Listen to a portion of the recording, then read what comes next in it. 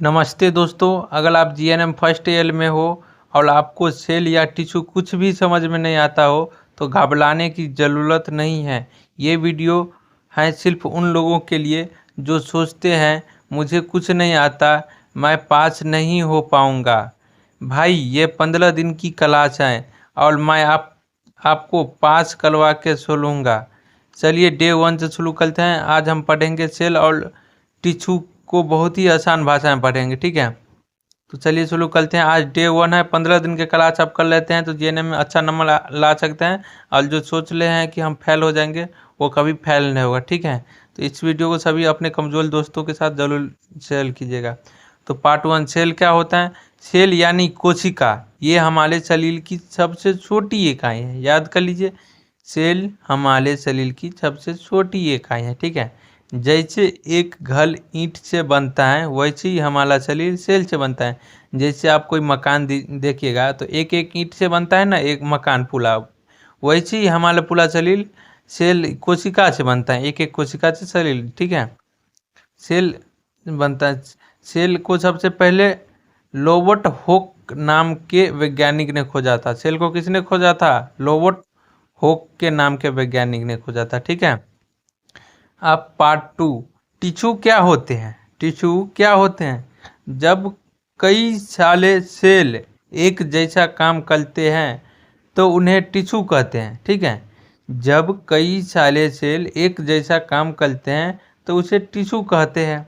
यानी टिश्यू मतलब काम करने वाली कोशिकाओं का झुंड, यानी एक झुंड होकर कोई काम करता है तो उसे टिश्यू कहते हैं, ठीक है। जैसे मांसपेशी वाला टिश्यू, खून वाला टिश्यू। पार्ट 3 में है, आसान लाइन में समझेंगे, ठीक है। सेल को किसने खोजा? रोबर्ट हुक ने खोजा, ठीक है। शरीर का सबसे लंबा सेल कौन सा है? नस वाली कोशिका है, नर्वल सेल है, ठीक है। 3 नंबर, रक्त ब्लड किस प्रकार का टिश्यू है? कनेक्टिव टिश्यू है ब्लड, जो जोड़ने वाला टिश्यू जिसे बोलते हैं, ठीक है। कनेक्टिव टिश्यू, एक दूसरे को जोड़ता हो।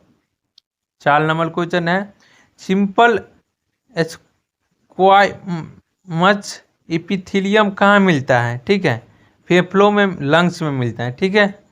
5 में है, कनेक्टिव टिश्यू का काम क्या है? कनेक्टिव टिश्यू एक दूसरे को जो जोड़ता है उसका काम क्या है? शरीर के अंगों को जोड़ना, वही तो है कनेक्टिव टिश्यू, एक दूसरे को जोड़ता हो, ठीक है।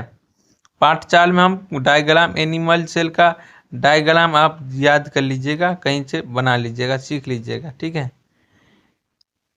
एनिमल सेल में ये चीज़ जरूरी होती है।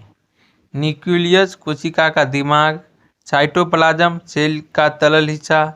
अगर आपको एक बार में वीडियो समझ में नहीं आता है तो 1-2 बार जरूर इस वीडियो को देख लीजिएगा, जरूर समझ में आएगा आपको। सेल मेम्ब्रेन, बाहरी परत, माइटोकॉन्ड्रिया एनर्जी देने वाला हिस्सा। यहाँ पे याद करने की ट्रिक भी दिया हुआ है, आप इस तरह से याद कर सकते हैं, ठीक है भाई। अगर आज तुमने सिर्फ इतना भी याद कर लिया तो मानो तुम 10% सिलेबस ख़त्म कर लिया। अगर आपने आज जितना मैं पढ़ाया इतना आप याद कर लिए हैं तो 10% जीएनएम फर्स्ट ईयर का सिलेबस आपने ख़त्म कर लिया, ठीक है। जितना पढ़ाऊंगा उतना आप सिर्फ याद करते जाइएगा, उसके बाद मुझ पे छोड़ दीजिए, मैं आपको पूरा जीएनएम फर्स्ट ईयर 15 दिन में ख़त्म करवा दूंगा, ठीक है। घबराओ मत, रोज थोड़ा थोड़ा पढ़ेंगे और 15 दिन में पूरा जीएनएम फर्स्ट ईयर पास करवा दूंगा। कल डे 2 में पढ़ेंगे डाइजेस्टिव सिस्टम, ठीक है, पाचन तंत्र, खाना कैसे पचता है इसके बारे में पढ़ेंगे। वीडियो अच्छा लगे तो लाइक करो, अपने जैसे कमज़ोर दोस्तों को ज़रूर भेजना। और हाँ, पीडीएफ चाहिए तो कमेंट में पीडीएफ चाहिए लिख देना।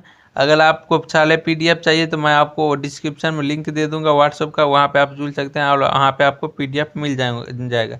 अगर आप जितना आज मैं पढ़ाया उतना आपको याद कर लेते हैं, उसके बाद डे 2 में मैं आपको पढ़ाऊँगा डाइजेस्टिव सिस्टम।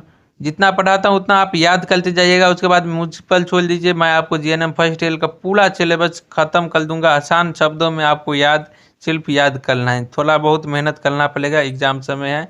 आप पास नहीं होएगा, अच्छे नंबर से पास होएगा, ठीक है। तो गुड बाय, चलते हैं, अगले वीडियो में मिलते हैं।